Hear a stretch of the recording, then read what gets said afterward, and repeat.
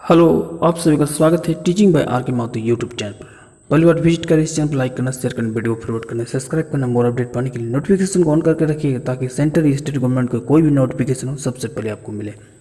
बात करते हैं जेएसएससी लेडीज सुपरवाइजर एग्जाम 2024। जो भी इस एग्ज़ाम को प्रिपरेशन कर रहे हैं, पेपर थर्ड को लेकर काफ़ी दिन से स्टूडेंट का कमेंट आ रहा था कि पेपर थर्ड सर करवा दीजिए, सामान्य विज्ञान का जो क्वेश्चन है वो करवा दीजिए। तो हम इंपॉर्टेंट क्वेश्चंस को लेकर आए हैं जिसमें आपका एग्ज़ाम में धार देगा। प्रैक्टिस सेट पहले हम प्रैक्टिस सेट 1 करवा दिया हूँ, यदि आप नहीं देखें प्ले लिस्ट में जाके आप देख सकते हैं। प्रैक्टिस सेट जो आप 2 देखने वाले हैं। साथ ही साथ सोशोलॉजी की जो भी छात्राएँ हैं जो तैयारी कर रहे हैं इस एग्ज़ाम को लेकर, तो सोशोलॉजी का मैंने अभी तक 1 से लेकर 7 प्रैक्टिस सेट करवा दिया हूँ, वहाँ से आप प्ले लिस्ट में जाकर देख सकते हैं। और इसके साथ ही साथ 100 क्वेश्चंस का भी मैं एक क्वेश्चन पैटर्न करवाया हूँ जो इम्पोर्टेंट है, वो भी आप जाके देख सकते हैं, प्लेलिस्ट में उपलब्ध है। तो चलिए प्रैक्टिस सेट 2 लगाते हैं। आज हमारे साथ बने रहिए, अंत तक डिटेल्स में समझेंगे क्वेश्चंस के साथ। वीडियो को शुरू से लेकर अंत तक देखिएगा ताकि बारीकी से आपको समझ में आए। चलिए पहला क्वेश्चन से आपकी स्क्रीन पर है, संतुलित भोजन। पहला क्वेश्चन से आपकी स्क्रीन पर है, संतुलित भोजन हमारे शरीर की वृद्धि एवं स्वास्थ्य के लिए आवश्यक है, लेकिन मुख्य रूप से किस अवयव को शरीर वर्धन भोजन कहते हैं। यहाँ पर एक वर्ड आ रहा है शरीर वर्धन भोजन, इसको कहते हैं प्रोटीन को। अब प्रोटीन युक्त भोजन को ही क्यों कहा जाता है शरीर वर्धन भोजन, तो थोड़ा सा डिस्कस करते हैं प्रोटीन के बारे में। देखिए, हम लोग जानते हैं कि प्रोटीन का 20 अमीनो अम्लों से मिलकर यह बना होता है, ठीक है, और एक जटिल कार्बनिक यौगिक होता है प्रोटीन। मानव के शरीर में लगभग 15% भाग प्रोटीन से ही निर्मित होता है। और प्रोटीन में क्या होते हैं कि 20 प्रकार के जो है प्रोटीन की आवश्यकता होती है मानव शरीर में, और शरीर को ये मरम्मत करता है। शरीर की मरम्मत दोनों कार्य के लिए प्रोटीन की ही आवश्यकता होती है। हमारे शरीर की ऊर्जा उत्पन्न एवं शरीर की जो मरम्मत करती है उसका प्रोटीन का ही भाग होता है। तो प्रोटीन कहीं न कहीं शरीर का वर्धन भोजन के रूप में कार्य करता है।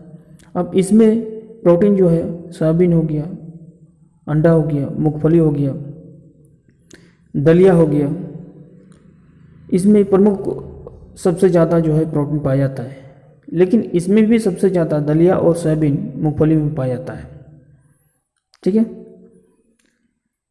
अगला बात करते हैं क्वेश्चन कि निम्न में से कौन सा खाद्य से होने वाला लाभ नहीं है। ध्यान रखिएगा, मिट्टी के जल धारण क्षमता में कमी होती है, इससे मिट्टी की भुरभुरी एवं संरंध्र हो जाती है, मित्र जीवाणुओं की संख्या में वृद्धि हो जाती है। उपयुक्त में से सभी क्वेश्चन क्या किया जा रहा है दूसरा नंबर में कि निम्न में से कौन सा खाद से होने वाला लाभ नहीं है। खाद मतलब समझ रहे हैं, जब मिट्टी उट्टी को कोड़ते हैं तो कई प्रकार से यूरिया, डीएपी या फिर गोबर डाल के आप जो है मिट्टी की खाद बनाते हैं। आप लोग कभी पौधा उधा लगाए होंगे या फिर खेत ऊत में देखे होंगे कि यूरिया या डीएपी दिया जाता है ताकि उर्वरक क्षमता उसमें बना रहे और धान का जो है अच्छी तरह से उपजा हो। या फिर आप लोग देखे होंगे बाड़ी में जो सब्जी उब्जी लगाते हैं या खेत में लगाते हैं तो उसमें भी जो है उर्वरक के रूप में जो है यूरिया या रासायनिक युक्त का प्रयोग करते हैं या फिर नेचुरल खाद का प्रयोग करते हैं, जैसे गोबर उबर हो गया, ठीक है। तो इस प्रकार से यहाँ पर सवाल पूछा गया कि खाद से होने वाला लाभ नहीं है। तो ऑप्शन के अकॉर्डिंग यदि देखा जाए तो यहाँ पर क्या होगा, मिट्टी से जल धारण क्षमता में कमी होती है, ये लाभ नहीं है। ऑप्शन नंबर यहाँ पर ए करेक्ट हो जाएगा। अगला क्वेश्चन चलते हैं। अगला क्वेश्चन क्या है कि निम्न में से कौन से विटामिन का सूर्य से प्राप्त धूप के द्वारा हमारे शरीर में ही निर्माण होता है। देखिए क्वेश्चन से एकदम सिंपल सा है, ऐसे ही सवाल आपको एग्जाम में पूछा जाएगा, ध्यान रखिएगा कि निम्न में से कौन से विटामिन का सूर्य से प्राप्त धूप के द्वारा हमारे शरीर में ही निर्माण होता है। ऑप्शन क्या है, vitamin B12, vitamin A, vitamin D और विटामिन बी। आंसर आपको कमेंट में देना है, यदि आपको आंसर पता है तो आंसर कमेंट में आपको देना है, ठीक है। तो देखिए विटामिन का सूर्य से प्राप्त धूप के द्वारा हमारे शरीर में होता है, वो है option number B, option number third है, यानी विटामिन डी हो जाएगा करेक्ट आंसर, ठीक है। अब थोड़ा डिटेल समझते हैं विटामिन के बारे में। तो विटामिन डी जो होता है इसका रासायनिक नाम होता है कैल्सीफेरॉल। क्या होता है? कैल्सीफेरॉल इसका रासायनिक नाम होता है। और विटामिन डी से कमी से कारण होता है रिकटस रोग होता है। दो प्रकार का रोग होता है, एक रिकटस होता है जो बच्चे में होता है, ऑस्टियोमलेशिया जो रोग होता है वो वयस्क में होता है, ठीक है, एडल्ट में होता है। अब विटामिन डी जो होता है वो हार्मोन माना जाता है एक प्रकार का शरीर में। अब इसमें प्रमुख स्रोत के रूप में आप कह सकते हैं, इसमें आप पर्याप्त मात्रा में या समय पर आप लेते रहिएगा तो इसमें क्या होगा, शरीर जो है आपका फिटनेस बना रहेगा, शरीर में विटामिन डी की कमी नहीं होगी। जैसे मछलीकृत तेल, मछली का जो तेल होता है, ठीक है, वो आप ले सकते हैं। दूध आप नियमित रूप से पी सकते हैं, ठीक है, और अंडे का सेवन कर सकते हैं। इसके अलावा आप सूर्य के प्रकाश सुबह 6 से लेकर 7 बजे या 5 से लेकर 7 बजे के बीच में आप सूर्य के प्रकाश के सामने आप बैठ जाइए कहीं, तो उसमें जो आपको मिलेगा धूप, उस सूर्य से जो धूप मिलेगा उसमें आपका शरीर में विटामिन डी के स्तर को बनाए रखेगा, ठीक है। तो ये तो है। आप विटामिन बी 12 समझते हैं, विटामिन बी 12 क्या है, ठीक है। तो विटामिन बी 12 जो होता है उसका रासायनिक नाम है साइनोकोबालेन, ठीक है। अब इसमें इसकी कमी से साइनोकोबालेन जो होते हैं विटामिन बी 12 के कमी से पांडु रोग हो जाता है या एनीमिया रोग हो जाता है। किसी को देखिए कि एनीमिया रोग हो गया, पांडु रोग हो गया। अब इसको दूर कैसे किया जाता है? इसका विटामिन बी 12 को संतुलित बनाए रखने के लिए आपको क्या करना पड़ेगा, आपको नियमित रूप से या कभी कभार, ऐसा नहीं कि डेली आप मांस खाइए, दूध तो आपको नियमित पीना है तो बढ़िया है, बहुत अच्छा। लेकिन मांस जो है, कलेजी हो, जो ये सब होता है वो कम से कम आप सप्ताह में हो या 15 दिन में हो तो आपको बीच बीच में ये सब लेना है, ठीक है। यदि आप शाकाहारी हैं तो आप जो है दूध के अलावा हरी साग सब्जी भी खा सकते हैं, दालियाँ खा सकते हैं। इसमें आपका शरीर में जो विटामिन बी 12 की कमी होगा वो पूर्ति हो जाएगी, ठीक है। अब विटामिन ए जो है, विटामिन ए का रासायनिक नाम होता है रेटिनॉल, ठीक है। अब रेटिनॉल जो होता है, अब इसकी कमी से, विटामिन ए की कमी से संक्रामक रोग होता है, ठीक है, जेरोपेथिलियम में होता है, रोतनीर होता है। तो ये सारा रोग जो होता है विटामिन ए की कमी से होता है। अब विटामिन ए का प्रमुख स्रोत यदि आपसे पूछा जाए तो क्या हो जाएगा, गाजर हो जाएगा। अब इसका प्रमुख स्रोत और आता है, जैसे दूध में आता है विटामिन ए पाया जाता है पर्याप्त मात्रा में, अंडा में पाया जाता है, पनीर में पाया जाता है, हरी साग सब्जियाँ आप खा सकते हैं, मूंगफली खा सकते हैं, सूखा मिर्चा खा सकते हैं, बिना धुले दाल खा सकते हैं। ऐसे नहीं कि दाल लाएँ और 5-6 बार उसको धो दिए, तो उसमें क्या होगा, जितना प्रोटीन की मात्रा होगा, विटामिन ए की मात्रा होगा, वो खत्म हो जाएगा। तो ध्यान रखिएगा, ठीक है। तो ये सब जो है आपका विटामिन ए में आज पाया जाता है। तो प्रमुख स्रोत में आपका गाजर ले सकते हैं, हरी साग सब्जी, पनीर, अंडा, ये सब ले सकते हैं, ठीक है। अब विटामिन बी का भी कई प्रकार है। तो विटामिन बी जो है उस कई प्रकार में से आता है, जैसे B1, B2, B3, B5, B6, B7, B11 और B12। ये सब क्या है, विटामिन का प्रकार है। तो विटामिन B1 जो होता है उसमें थायमिन, उसका रासायनिक नाम है थायमिन, जिसका कमी से बेरी रोग होता है। विटामिन बी जो है राइबोफ्लेविन, त्वचा का फटना, आँख का लाल होना, जीभ का फटना, कभी कभी देखूँगी जीभ फट गया है, इसका मतलब विटामिन B2 का कमी है। इसको दूर कैसे किया जा सकता है, आप हरी साग सब्जी खाते रहिए, खमीर खाइए, कलेजी खाइए, दूध पीते रहिए, ठीक है। तो इसे विटामिन B2 की जो है कमी उसको दूर हो जाएगी। विटामिन B3 जो होता है निकोटामाइड या नियासिन, इसका रासायनिक नाम होता है फोर्टिसेटम या प्लेग्रा, त्वचा दाग जिसको होते हैं। दाग में देखे होंगे कि त्वचा में जो होते हैं, चेहरा में दाद आ जाता है, ठीक है, दाद जगह जगह पर जो है त्वचा में दाद आपको देखने को मिलेगा या शरीर में कहीं नहीं मिलेगा। तो B3 के कहीं ना कहीं कमी है, इसको समय रहते हुए B3 का कमी आपको दूर करना है। जैसे आलू नियमित रूप से आप खाते होंगे, इसके साथ टमाटर खाइए, हरी साग सब्जियाँ खाइए, पत्तेदार जितनी सब्जियाँ होती है वो खाइए, वो फली खाते रहिए, ठीक है। आप यदि शाकाहारी है, मांसाहारी है तो मांस आप खा सकते हैं, ठीक है। अब विटामिन B5 के अंतर्गत आता है, रासायनिक नाम इसका होता है पेंटोथेनिमिक अम्ल। विटामिन B5 होता है पेंटोथेनिमिक अम्ल, जिसमें बाल का सफेद होना, मद बुद्धि होना, ये सब B5 के कमी के कारण होता है। इसको आप गन्ना का रस पी सकते हैं, अब गर्मी के दिन में गन्ना का रस आप पी सकते हैं, ठीक है। टमाटर आप नियमित रूप से खा सकते हैं, दूध, मूंगफली, ये सब जो है विटामिन B5 का प्रमुख स्रोत में से आता है। B6 में जिसका रासायनिक नाम होता है पायरोडॉक्सिन, ठीक है। एनीमिया त्वचा रोग में ये कमी के कारण होता है, एनीमिया रोग हो जाता है, कभी कभार त्वचा रोग हो जाता है, त्वचा में देखिए जगह जगह पर फोड़ा फुंसी हो जाता है, ठीक है। तो B6 के कमी के कारण ही होता है। तो इसमें अनाज खाइए, मोटे अनाज खा सकते हैं आप, ठीक है। मांस मछली, यकृत, ये सब आप ले सकते हैं। विटामिन B7 में होता है बायोटीन, ठीक है, इसका रासायनिक नाम होता है B7 का बायोटीन। तो जिसमें लकवा, शरीर में कभी कभार लकवा मार जाता है, एक साइड में कभी कभार देखिए हाथ काम ही नहीं करता है, कभी कभार पैर नहीं काम करता है, कभी कभार मुंडी काम नहीं करता है, तो इस प्रकार से कहा जा सकता है कि B7 का कमी है, यानी बायोटीन जो है इसका रासायनिक नाम बोल सकते हैं, ठीक है। कभी कभी सिर दर्द होने लगता है, बाल का गिरना होने लगता है, ये सभी B7 का कमी है। तो मांस, अंडा, यकृत, दूध, ये सब नियमित रूप से लीजिएगा तो कोई दिक्कत नहीं होगा, ठीक है। विटामिन B11 आता है फोलिक अम्ल, इसका नाम रासायनिक नाम है। B11 का होता है फोलिक अम्ल, एनीमिया और पेचिक सरोज होता है। पेचिस देखिए कभी कभार लगातार वो 1, 2 से 3 बार दिन में बाथरूम जाते हैं, तो इस प्रकार से जो है B1 की कमी के कारण होता है कहीं ना कहीं। तो नियमित रूप से B1 की कमी को पूर्ति करने के लिए आप, ठीक है, आप दालिया, यकृत, हरी साग सब्जियाँ, अंडा, सीम, ये सब आप खा सकते हैं, ठीक है। और B12 को अभी हम डिस्कस किए ही कि एनीमिया, पांडु रोग, साइनोकोबालिन, ठीक है। तो ये सब जा रहा है, ये सब विटामिन बी का ही जो है सोर्स में से आता है, ठीक है, टाइप में से आता है। अब इसमें से हम लोग जो डिस्कस किया अभी vitamin B, vitamin A, B, D और B12। तो विटामिन बी जो होता है, बी और सी जो होता है, वो जो होता है जल में से घुलनशील विटामिन में से आता है। ध्यान रखिएगा, जल में से आपसे सवाल पूछेगा कि जल में से कौन सा विटामिन होता है, तो बी और सी होता है, ठीक है, वो जल में घुलनशील विटामिन होता है। और A, D, E और K, जैसे A हो जाएगा, D हो जाएगा और K हो जाएगा, ठीक। तो ये सब जो विटामिन आता है, ये जो होता है वो वसा में घुलनशील है, वसा में घुलनशील जो है वसा में घुलनशील विटामिन में से आता है। और बी पूछे या B12 पूछे या B11 पूछे, B7 पूछे, B3 पूछे, ये सारा जो होता है वो जल में घुलनशील विटामिन में आता है, ठीक है।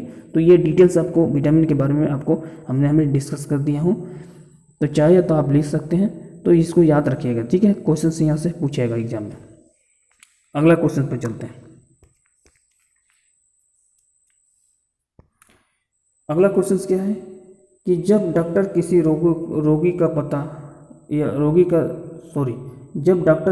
रोगी का ताप मापता है, तो तापमापी का प्रयोग करने से पहले वह उसे किस दर में डुबाते हैं। मतलब थर्मामीटर को जो प्रयोग करते हैं डॉक्टर, देखे होंगे जब टेम्परेचर को मेजरमेंट करते हैं तो थर्मामीटर को यूज करते हैं। तो थर्मामीटर को जब यूज करते हैं वो, तो उसी से वह जो है उसे किस दर में डुबाते हैं सबसे पहले। तो ऑप्शन क्या है, तापमापी में पारे का तल सामान्य ताप से नीचे करने के लिए, तापमापी का रोगाणुमुक्त करने के लिए, ये या दोनों होगा या उपयुक्त में से सभी होगा। तो इसका आंसर क्या हो जाएगा, इसका आंसर जो हो जाएगा करेक्ट हो जाएगा। इसमें देखिए A और B दोनों ऑप्शन में आ जा रहा है, तो A और दोनों ऑप्शन आपको यहाँ पर देखिए, पारे के जो ताप होता है सामान्य ताप से नीचे करने के लिए तो करता ही है, ठीक है।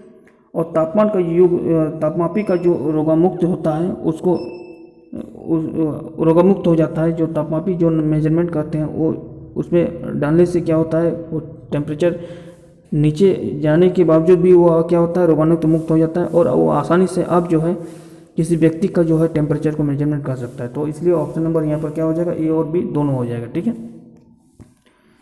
अगला क्वेश्चन क्या है, व्यायाम के पश्चात कभी कभी हमारी मांसपेशियों में कैंप यानी खिंचाव उत्पन्न हो जाती है, इसका कारण क्या है। कभी कभी देख रहे होंगे आप लोग व्यायाम करते होंगे, योगा करते होंगे ना, व्यायाम है ना, योग करते होंगे, योगा करते होंगे, व्यायाम करते होंगे, सुबह सुबह दौड़ते होंगे या प्रैक्टिस करते होंगे। तो कभी कभी हमारे शरीर की जो मांसपेशी होती है, कहीं ना कहीं हाथ पैर हो, ठीक है, मुंडी हो, गर्दन हो, ज़्यादातर हाथ पैर में होता है, तो कहीं ना कहीं खींचाव मालूम पड़ता है या दर्द करने लगता है। तो इसका कारण क्या है पूछ रहा है यहाँ पर। ऑप्शन क्या है, ग्लूकोज का लैक्टिक अम्ल परिवर्तन नहीं होता है। तो देखिए यहाँ पर क्वेश्चन पूछ रहा है ग्लूकोज का लैक्टिक अम्ल परिवर्तन नहीं होता, बिल्कुल यही सही है, लेकिन तुरंत अभी नहीं जाना है क्योंकि ऑप्शन वो 4 है, ठीक है, तुरंत देख लेना है। पायरुवेट का एल्कोहल में परिवर्तन, ये गलत है। नेक्स्ट ऑप्शन देखते हैं। नेक्स्ट ऑप्शन है पायरुवेट का लैक्टिक अम्ल परिवर्तन होना, ये भी गलत है। ग्लूकोज का पायरुवेटिक नहीं, ये भी नहीं होगा। तो इसलिए ऑप्शन नंबर 1 क्या होगा, सही हो जाएगा इसका आंसर, ठीक है। अगला क्वेश्चन क्या है कि मानव के आहार नाल के विभिन्न भागों के सही क्रम का चयन करें। मानव के जो आहार नाल होता है, ठीक है, मतलब आपका खाने, सबसे पहले आप जो भोजन को खाते हैं तो किस इस और प्रोसेस होकर गुजरता है, ये सवाल पूछा गया है, ठीक है। तो देखिए यहाँ पर क्या हो जाएगा, सबसे पहले आप भोजन को खाते हैं मुख में, ठीक है, मुंह में जाता है, उसके वो कहाँ जाता है, ग्रासिका में जाता है, ठीक है, ग्रासिका नली में जाता है, उसके बाद जाता है आमाशय। भोजन को जो पचाता है वो छोटी आमाशय में पचाता है, छोटी आंत में। एक बड़ी आंत होती है, एक छोटी आंत में होती है। बड़ी आंत का काम होता है कि आप सर्कुलेशन करने के बाद छोटी आंत को भेज देना, छोटी आंत ही भोजन को जो है सर्कुलेट करके भेजता है, उसको मल मूत्र भेजता है, ठीक है। तो पहले मुख में आप खाइएगा, उसके बाद ग्रासिकल नली में जाएगा, उसके बाद आमाशय जाएगा, आमाशय में भी जाएगा तो छोटी आंत में जाएगा, उसके बाद जाएगा क्षुद्रांत में जाएगा, उसके बड़ी दांत में जाएगा जिसमें बाहर निकल जाएगा, ठीक है, मलमूत्र के रूप में।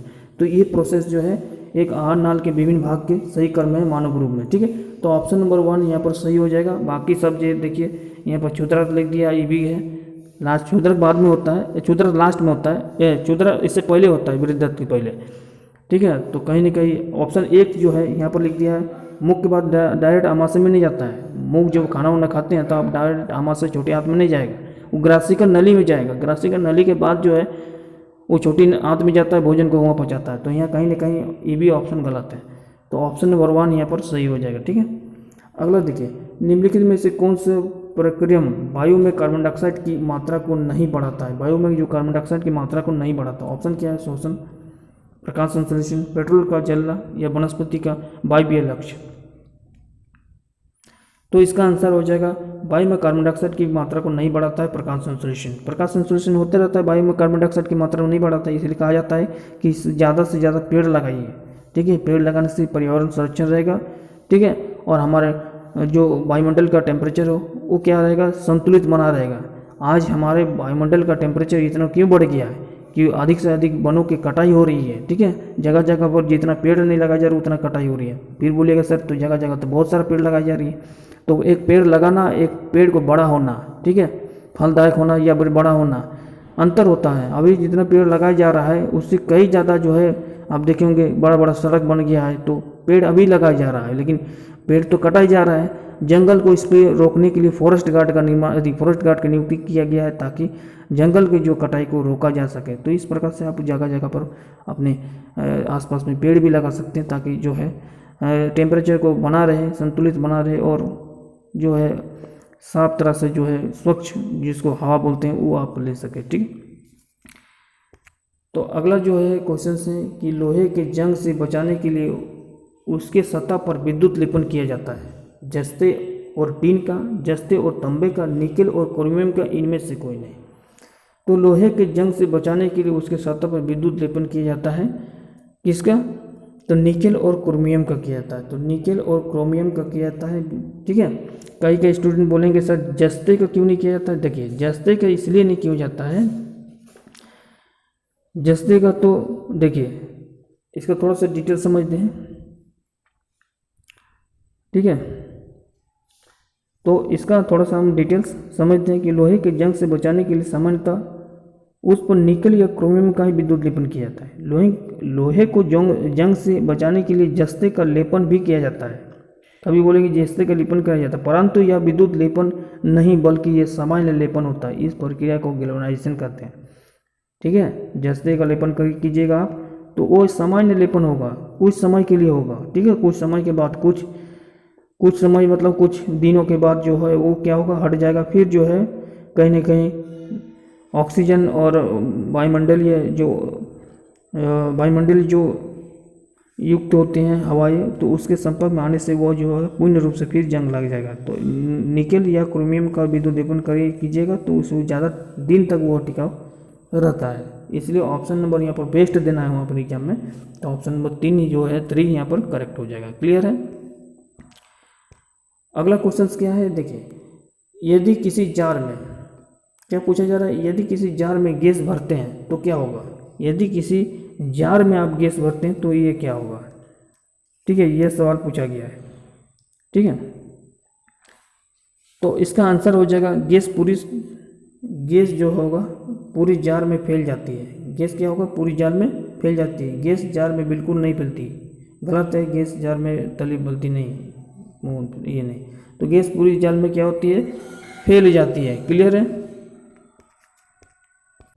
अगला क्वेश्चन क्या है, जिन सेलों का उपयोग हम आजकल टॉर्च, ट्रांजिस्टर आदि में करते हैं वो क्या है। शुष्क सेल है, ड्रेनियल सेल है, ये वोल्टेज सेल है, ये संचालित सेल है। आजकल देखते होंगे टॉर्च देखते होंगे, ठीक है, टॉर्च। अभी तो चार्जिंग वाला टॉर्च आ चुका है, लेकिन पहले जो होता है अक्सर बैटरी वाला होता था, जिसमें पेनिसिलिन की बैटरी लगता था, 1 से 2 लगता था, ठीक है, 2 लगता था। और एवरीडे का बैटरी जो होता है मोटा टाइप का, वो भी लगता था, ठीक है, टॉर्च में। तो अभी चार्जिंग टाइप का तो कई तरह से टॉर्च अभी मार्केट में उपलब्ध है। तो टॉर्च ट्रांजिस्टर हो आदि में करते हैं किस सेल का प्रयोग, सूज सेल का या डेनियल सेल का या वोल्टेज सेल का या संचालित सेल का। तो इसका आंसर हो जाएगा सूज सेल का करते हैं, ठीक है। और सूज सेल को ही बोलते हैं लोकलासे सेल,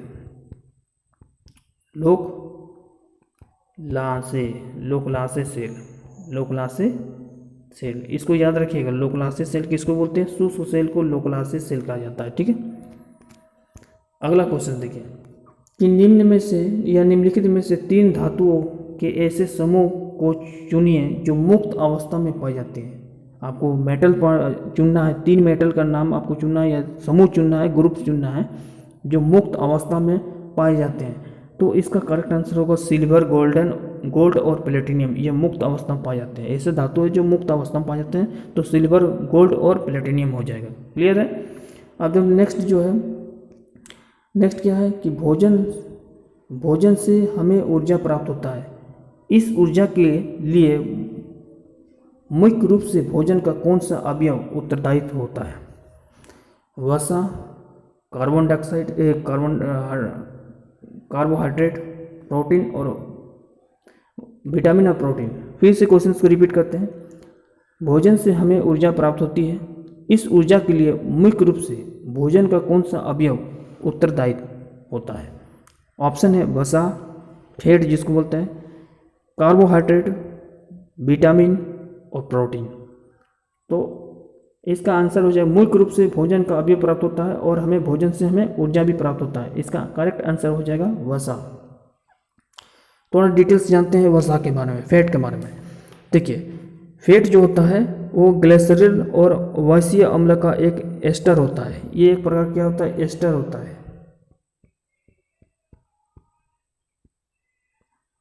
ठीक है, एक एस्टर होता है ग्लिसरॉल और वसा का। इसमें कार्बन, हाइड्रोजन एवं ऑक्सीजन विभिन्न मात्रा में उपस्थित रहते हैं। वसा में सामान्यतः 20 डिग्री सेल्सियस ताप पर ठोस अवस्था में होती है। वसा जो होता है ना फैट, वो 20 डिग्री टेम्परेचर पर ठोस अवस्था में होता है, परंतु यदि वो इस ताप पर द्रव अवस्था में हो तो उसे तेल कहते हैं, ठीक है। इस अवस्था में यदि वो लिक्विड अवस्था में होते हैं उसको तेल कहते हैं। कभी कभी देखे होंगे चर्बी बढ़ जाता है, आप लोग खाना वाना खाते हैं तो देखते होंगे पेट के ये जो होता है थोड़ा सा चर्बी बढ़ जाता है, हम लोग चौकी भी देख सकते हैं। या शरीर के विभिन्न अंगों में जो होता है मोटापन बढ़ जाता है थोड़ा सा, ठीक है, तो वो एक प्रकार का फैट है, ठीक है। वसा अम्ल 2 प्रकार के होते हैं, एक होता है संतृप्त और एक असंतृप्त, ठीक है। 1 ग्राम वसा से हमें 9.3 किलो कैलोरी ऊर्जा प्राप्त होती है। ये भी आपको याद रखना है, 1 ग्राम जो होगा वो फैट से हमें कितना 9.3 कैलोरी, 9.3 कैलोरी क्या होगा, वसा प्राप्त होगा 1 ग्राम फैट से, ठीक है। और ये क्या होता है, शरीर में इसका संश्लेषण माइक्रोकोन्ड्रिया में होता है, ठीक है। और इसका प्रमुख कार्य है शरीर का ऊर्जा प्रदान करना। शरीर को ऊर्जा प्रदान कौन करता है, वसा करता है, फैट करता है, ठीक है। यह त्वचा के नीचे जमा होकर शरीर के ताप को बाहर नहीं निकलने देता है, ठीक है। जिसका त्वचा मतलब होता है शरीर का जो आप देखे होंगे ऊपर में जो लेयर बैठा होता है, ठीक है, वो लेयर जो होता है कोशिकाओं से ही निर्मित है। विभिन्न कोशिका, छोटी छोटी कोशिका ही से निर्मित है और कोशिका को ढेर सारा मिलकर क्या हो जाता है, त्वचा का निर्माण करता है। और वह त्वचा जितना मोटा होगा उतना टेम्परेचर को बैलेंस बना कर रखेगा, जितना पतला होगा उससे ज़्यादा आप टेम्परेचर को ऑब्जर्व करेगा।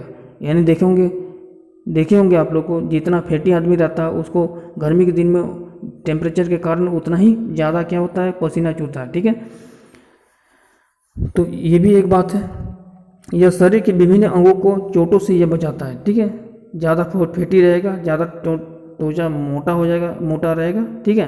तो उसमें भी क्या होता है कि शरीर में यदि किसी प्रकार छोटी मोटी चोट लग जाती है तो अभी उसको बैलेंस बनाता है वो, ठीक है। तो फैट जो है कहीं ना कहीं शरीर में होना भी जरूरी चाहिए, लेकिन ज़्यादा नहीं होना चाहिए, ठीक है। तो इतना आपको क्लियर हो जाना चाहिए। और इसी को क्या कहते हैं, हमें ऊर्जा मिलती है, ठीक है। शरीर में ऊर्जा की प्रदान होती है तो वसा सही होती है। अब बात करते हैं कार्बोहाइड्रेट के बारे में थोड़ा सा, ठीक है।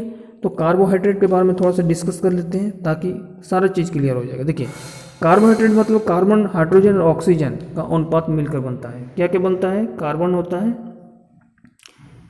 कार्बन, हाइड्रोजन और ऑक्सीजन। इसका जो अनुपात होता है, कार्बन का 1 होता है, हाइड्रोजन का 2 होता है और 1 होता जो है वो है ऑक्सीजन का। ये अनुपात में मिलकर कार्बनिक पदार्थ कार्बोहाइड्रेट कहलाता है। शरीर की ऊर्जा की आवश्यकता का 50 से 70%, कम से कम 50 से लेके 70%, 70 से लेके 75% मान के चलिए, 70 से 75% जो होता है वो मात्रा पूर्ति इन्हीं पदार्थ से होती है। 1 ग्राम ग्लूकोज से पूर्व ऑक्सीजन से 4.2 कैलोरी प्राप्त होती है, ठीक है। अब कार्बोहाइड्रेट को भी 3 प्रकार से बांटा गया है, 3 प्रकार से ये भी बांटा गया है, ठीक है। 3 प्रकार कौन है? एक मोनोसैकेराइड, डाइसैकेराइड और पोलोसैकेराइड होता है, ठीक है। अब कार्बोहाइड्रेट का कुछ काम है या नहीं है, इसके बारे में थोड़ा सा जानते हैं। देखिए, कार्बोहाइड्रेट का प्रमुख काम होता है कि ऑक्सीजन द्वारा शरीर की ऊर्जा को आवश्यकता को पूरा करना, ठीक है। ऑक्सीजन के द्वारा जो शरीर में जो ऊर्जा की कमी होगा उसको पूर्ति करना। हमारे शरीर में भोजन संचलन की तरह कार्य करता है। विटामिन सी का निर्माण भी यही करवाता है कार्बोहाइड्रेट, ठीक है। कार्बोहाइड्रेट का जो है आप चावल, गेहूं, मक्का, बाजरा, आलू, शकरकंद, शलगम ये सब खा सकते हैं, जिसमें कार्बोहाइड्रेट प्रमुख मात्रा में पाए जाते हैं, ठीक है। तो कार्बोहाइड्रेट ज़्यादा लेना है तो सुबह सुबह बॉयल आलू भी खा सकते हैं, ठीक है। जो जिम उम जाते हैं ना वो देखिएगा वो बॉयल आलू भी खाते हैं और साथ ही साथ अंडा भी लेते हैं, ठीक है, ताकि जो है कार्बोहाइड्रेट, प्रोटीन ये सब बना रहे। मक्का, बाजरा ये सब जो है पहले के आदमी जगह देखते होंगे मक्का का रोटी खाते थे, बाजरा का रोटी खाते थे, ये सब जो है गेहूं का रोटी खाते थे। अभी गेहूं का खा रहे हैं बट मक्का बाजरा का रोटी जो है बहुत कम देखने को मिलता है, उसमें कार्बोहाइड्रेट ज़्यादा पाया जाता था, ठीक है। और ज़्यादा कार्बोहाइड्रेट, प्रोटीन ये सब आहार युक्त जो शरीर रहेगा वो ज़्यादा दिन तक जो है टिकाऊ रहेगा। आजकल जो है इसके कमी से जो है शरीर क्या हो जाती है, कमज़ोर हो जाती है और बुढ़ापन आपको जल्दी देखने को मिलता है। तो ये सारा चीज़ आपको मालूम होना चाहिए। आप जानते हैं विटामिन के बारे में, ठीक है। विटामिन तो थोड़ा डिस्कस करते हैं विटामिन क्या है। तो सबसे पहले याद रखिएगा विटामिन का आविष्कार किया था, इसका आविष्कार जो हुआ था, इसका आविष्कार किया था फंक ने। क्या किया था? FUNK, फंक ने किया था। इसका आविष्कार किया था फंक ने किया था 1911 में किया था। कब किया था? 1911 में इसका आविष्कार किया था। यह एक प्रकार का कार्बनिक यौगिक होता है, ठीक है, कार्बनिक यौगिक होता है। और ये क्या करता है? रचनात्मक पदार्थ भी कहा जाता है इसके। रचनात्मक मतलब बॉडी को रक्षा करता है, ठीक है। और ये जो है 2 प्रकार के होते हैं। एक होते हैं, ये होते हैं 2 प्रकार के। एक होता है जल में घुलनशील होता है, जल में घुलनशील होता है, और दूसरा जो होता है वो वसा में घुलनशील होता है, ठीक है। जल में जो घुलनशील जल में जो घुलनशील होगा वो होगा बी एंड सी होगा, विटामिन बी और सी जल में घुलनशील होगा। और विटामिन B1 का भी हम टाइप बताएं, B1, B2, B1, B3, B1, B2, B3, B5, B6, B7, B11 और B12, यह विटामिन बी का ही टाइप है। और विटामिन सी, ये विटामिन बी और सी जो है जल में घुलनशील जो होता है, और बाकी जो होता है वो वसा में घुलनशील होता है। बाकी दूसरा जो प्रकार है वसा में घुलनशील विटामिन जो होता है वो विटामिन ए होता है, विटामिन डी होता है, विटामिन ई होता है और विटामिन के होता है। ये सब विटामिन जो होता है वसा में घुलनशील होता है, ठीक है। तो ये सारा हम विटामिन के बारे में डिस्कस किए। और विटामिन के बारे में क्वेश्चन हुआ एग्जाम में पूछ सकता है, इसलिए याद रखिएगा। अब देखिए प्रोटीन। प्रोटीन क्या होता है? ये संश्लेषण बॉडी बिल्डर का काम करता है। प्रोटीन के बारे में थोड़ा सा डिस्कस करते हैं। इसका जो सर्वप्रथम प्रयोग किया था जे बेल्जियम में। क्या किया था? किसने किया था? जे बेल्जियम ने किया था, जे बेर्जेलियस ने, बेर्जेलियस यह है, ठीक है। जे बेर्जेलियस ने किया था, जे बेर्जेलियस ने किया था। और ये जो होता है एक जटिल कार्बनिक यौगिक होता है। इसमें जो होता है 20 अमीनो अम्ल से मिलकर ये बना होता है। 20 अमीनो अम्ल से मिलकर बना जाता है। अमीनो अम्ल से ये मिलकर बना होता है, ठीक है। और 20 में जो अमीनो अम्ल से मिलकर बना होता है उसमें से जो होता है शरीर का लगभग 15% भाग जो है प्रोटीन से ही निर्मित होता है, ठीक है। और इसमें जो है प्रोटीन में क्या पाया जाता है? नाइट्रोजन पाया जाता है, N2 नाइट्रोजन पाया जाता है। पूछेगा प्रोटीन में क्या पाया जाता है? तो नाइट्रोजन पाया जाता है। शरीर का जो मरम्मत का काम करता है, ठीक है। थोड़ी बहुत चोट वोट लगता है तो प्रोटीन यदि शरीर में पूरी पर्याप्त मात्रा में रहेगा तो वो कुछ भाग जो होता है उस जगह वो भेज देता है जहाँ चोट वोट लगा हो, ताकि जो है शरीर में उसी क्षतिग्रस्त को पूर्ति करता है, ठीक है। जैसे हड्डी उड्डी किसी को टूटता है पैर में, हाथ में कुछ, तो प्रोटीन जो है डॉक्टर जो है अलाउ करते हैं, प्रोटीन युक्त आहार का जो है अलाउ डॉक्टर करते हैं, ठीक है। मनुष्य में जो होता है 20 प्रकार के प्रोटीन की आवश्यकता होती है। कितनी प्रकार के प्रोटीन की आवश्यकता होती है? तो 20 प्रकार की, 20 टाइप के प्रोटीन की आवश्यकता होती है। इसमें 20 टाइप में से 10 टाइप का जो होगा ना, 10 प्रकार का जो टाइप होगा वो जो होगा शरीर स्विंग करता है। ये निर्माण जो होता है, शरीर जो होता है वो स्विंग करता है, शरीर इसका निर्माण स्विंग करता है, ठीक है। इसका निर्माण शरीर स्विंग करता है। और 10% को जो होता है वो भोजन से द्वारा मिलता है। वो जो होता है भोजन द्वारा आप खाते हैं तभी ये प्रोटीन आपको 10% भोजन मिलेगा। और स्विंग जो होता है निर्माण करता है कार्बोहाइड्रेट से करता है या अन्य वसा उसा से करता है, थोड़ा बहुत लेकिन। तो इस प्रकार से ये 20 टाइप में आता है, ठीक है। और प्रोटीन का हम बताए हैं अभी कि सोयाबीन, मूंगफली, दलिया, अंडा, ये सब में पर्याप्त मात्रा में प्रोटीन पाए जाते हैं, तो इसका सेवन कर सकते हैं, ठीक है। प्रोटीन को भी 2 भागों में, सरल प्रोटीन और संयुग्मिक प्रोटीन, और 3 प्रकार का, एक होता है व्युत्पन्न प्रोटीन। तो ये 3 प्रकार का भाग होता है, ठीक है। शरीर में जो है इसका कमी से 2 प्रकार का रोग होता है। एक होता है बच्चे में होता है क्वार्स्किया रोग होता है, एक होता है वयस्क में क्वार्स्किया रोग होता है, और दूसरा जो होता है वो मरमस्क रोग होता है। याद रखिएगा, जो क्वार्स्किया रोग होता है प्रोटीन की कमी से, उसमें बच्चे को जो होता है हाथ पाँव जो है, एक मिनट क्वार्स्किया रोग, प्रोटीन में 2 प्रकार का रोग होता है। एक होता है क्वार्स्किया रोग और मरमस्क रोग। तो क्वार्स्किया रोग होता है वो बच्चे में होता है, और मरमस्क रोग होता है वो वयस्क में होता है, अडल्ट में होता है। तो क्वार्स्किया रोग जो होता है ना, उसमें जो होते हैं, देखिए किसी बच्चे का हाथ पर जो होता है, हाथ या पाँव जो होता है दुबला पतला हो जाता है, ठीक है, और पेट थोड़ा सा बाहर निकल जाता है, वो प्रोटीन के कमी कारण होता है, वो क्वार्स्किया रोग कहते हैं उसको, ठीक है। और मरमस्क जो रोग होता है वो एडल्ट में होता है, जिसका मांसपेशी जो है ढीला उला हो जाता है, ठीक है। खाना वाना पूरा खाते हैं लेकिन मांसपेशी ढीला डुल रहता है, उसका क्वार्स्किया रोग होता है, वो प्रोटीन की कमी से ही होता है, ठीक है। तो ये जो होता है, और इसका जो होता है, ये जो होता है प्रोटीन, ये हमें आवश्यकता पड़ने पर यह शरीर को ऊर्जा भी कभी कभार प्रदान करता है, ठीक है। हालांकि वसा तो ऊर्जा हमारे शरीर को प्रदान करता ही है, इसके अलावा प्रोटीन भी कभी कभार आवश्यकता पड़ता है तो प्रदान करता है, ठीक है। तो ये सारा चीज़ जो है आपको याद रखना है, ठीक है। अब अगला सवाल पर चलते हैं। पादपों में खाद्य पदार्थों का संश्लेषण किस भाग में होता है? पादपों में जो खाद्य पदार्थों का संश्लेषण होता है वो जो होता है पत्तियों में होता है, ठीक है। ऑप्शन नंबर 3 इसका सही हो जाएगा। नेक्स्ट जो है संरचना किसी धातु का ऑक्सीकरणीय क्षय है, जैसे कि चांदी का बदरक होना, लोहे में जंग लगना, कॉपर का पीतल में हरे रंग का लेप होना। संरक्षण किसका उदाहरण है? पूछ रहा है कि यहाँ पर संरक्षण किसका उदाहरण है, तो मध्य अभिक्रिया का उदाहरण, ठीक है। अगला सवाल जो है कि निम्नलिखित में से कौन सा एक रासायनिक परिवर्तन नहीं है? तो आपको देखते ही मानना चाहिए कि जल का वाष्पीकरण होना यह रासायनिक परिवर्तन नहीं है, जो कि ये क्या है, भौतिक परिवर्तन है। ये क्या है, ये भौतिक परिवर्तन है। थोड़ा सा डिटेल्स जानकारी लेते हैं ताकि ये क्लियर हो जाए आपका कि रासायनिक परिवर्तन और भौतिक परिवर्तन किसको कहते हैं, ठीक है। तो देखिए, रासायनिक परिवर्तन उसको कहते हैं जैसे जलना, किसी चीज़ को जल जाना, ठीक है।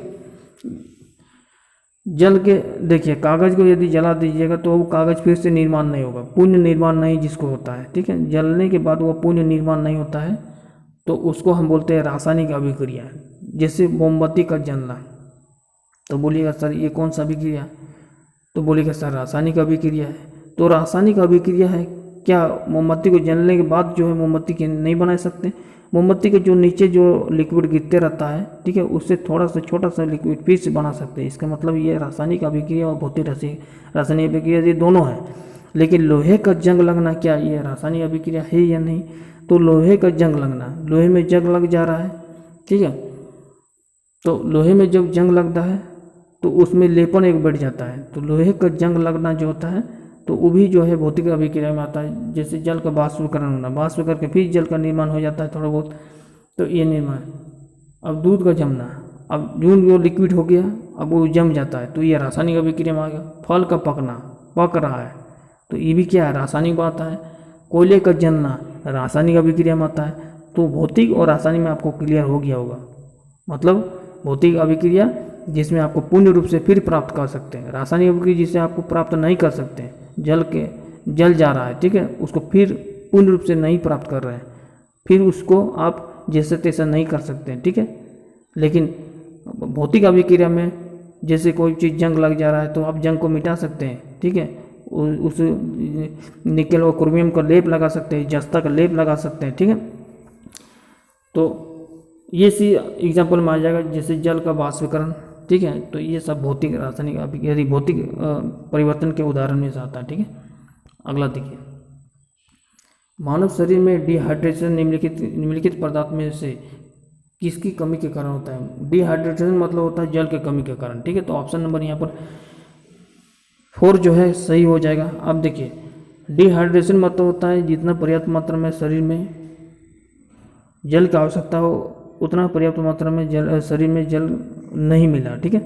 तो जल को पर्याप्त मात्रा के लिए कम से कम भोजन के खाने से पहले, जैसे आप भोजन कर रहे हैं और थोड़ा सा भोजन कर रहे हैं, थोड़ा बहुत नाश्ता वास्ता कर रहे हैं तो उसमें पानी ले सकते हैं, उसमें कोई दिक्कत नहीं। लेकिन जैसे भोजन कर रहे हैं, लंच कर रहे हैं, डिनर कर रहे हैं, ठीक है, सुबह का नाश्ता कर रहे हैं, ब्रेकफास्ट कर रहे हैं, तो ये थोड़ा सा तो लेंगे नहीं, थोड़ा सा ज़्यादा मात्रा में लेंगे, ठीक है। तो इसमें आपको खाने से पहले, यानी खाने से पहले जो होता है आधा घंटा पहले जो होता है, कम से कम आप जो है 1 लीटर पानी या हाफ लीटर पानी जरूर पिए, ठीक है। या खाने के बाद जो है आधा घंटा के बाद आप हाफ लीटर 1 लीटर पानी पी सकते हैं, ताकि शरीर में जो है पर्याप्त मात्रा पानी और खाना जो है पर्याप्त मात्रा वो बैलेंस बना रहे। शरीर में देखिए जल का बहुत ही इंपॉर्टेंट रोल होता है। शरीर में जो होता है गंदगी को साफ करता है, किडनी को सप्लाई करने में पानी भी जरूरत होता है। ब्लड का निर्माण पानी के द्वारा ही होता है, ना कि खाना के द्वारा। खाना के द्वारा होता है, बट जल का आवश्यकता होती है वहाँ पर, ताकि फिल्ट्रेशन हो। कितना भाग हमारे शरीर में बॉडी के प्रोटीन, वसा, कार्बोहाइड्रेट के रूप में जाएगा, ब्लड के रूप में जाएगा, कितना वेस्ट के रूप में जाएगा। अवशिष्ट पदार्थ को बाहर निकालने में भी जल बहुत ही इंपॉर्टेंट भूमिका निभाता है। तो शरीर में देखिएगा जल की कमी जिसका होगा वो आँख के नीचे जो होगा वो कालापन आ जाता है, आँख धंसा हुआ मालूम होता है, बहुत सारा कंडीशन होता है जो शरीर में त्वचा भी खिंचापन रहेगा। तो ये जो है पूर्ति जल ही करता है, ठीक है। तो स्वच्छ जल पिए, ठीक है, ताकि डिहाइड्रेशन से आप बच सकते हैं। और कम से कम दिन में 7 से 8 गिलास जल का सेवन कीजिए, ताकि पर्याप्त मात्रा में जल शरीर में बना रहे। अगला जो है, सर्दियों में हमें ऊनी वस्त्र पहनते हैं, क्यों? सर्दियों में देखते हैं ऊनी वस्त्र पहनते हैं। ऑप्शन क्या, ऊन उष्मारोधी होता है क्या वो उष्माक्षेपी होता है, या ऊन उष्माक्षेपी होता है, या उष्माशोषी होता है, या इनमें से कोई। देखिए अब ये जो होता है कि सर्दियों में हमें ऊनी वस्त्र पहनते हैं, क्योंकि ऊनी जो होता है, ऊन जो होता है एक उष्मारोधी होता है। तो ऑप्शन नंबर ए यहाँ पर करेक्ट हो जाएगा इस क्वेश्चन का, ठीक है। और क्या क्वेश्चन देखेंगे, कोई